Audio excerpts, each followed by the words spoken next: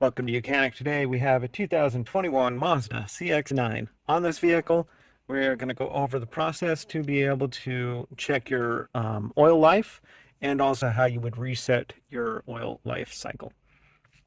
And so, first option, we want to check our oil life and how that is.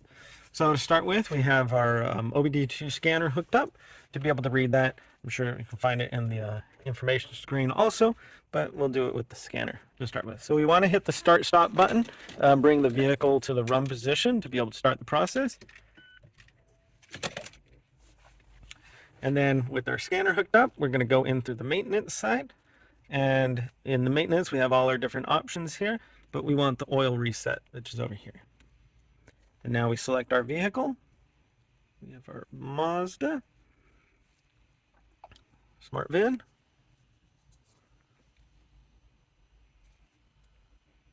Now we can do the manual reset, which just tells us the steps of how to reset it, or the remaining oil life.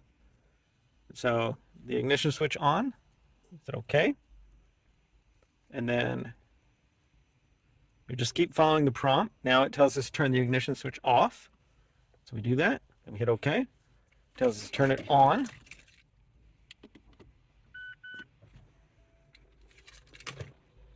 We hit OK, and now it's going to load up some information.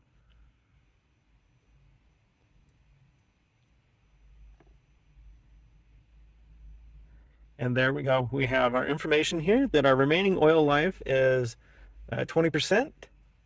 And then it gives us some number here for the miles. And this is a calculation based on our driving conditions or area. And so it may vary different depending on your driving habits. Now it's just telling us to turn it back off. And that is one way you can find your oil life, your remaining oil life on your vehicle if you need to via your Bluetooth scanner or the YOUCAN-2. And then this just tells you the steps to be able to reset your engine oil life. So thanks for watching again.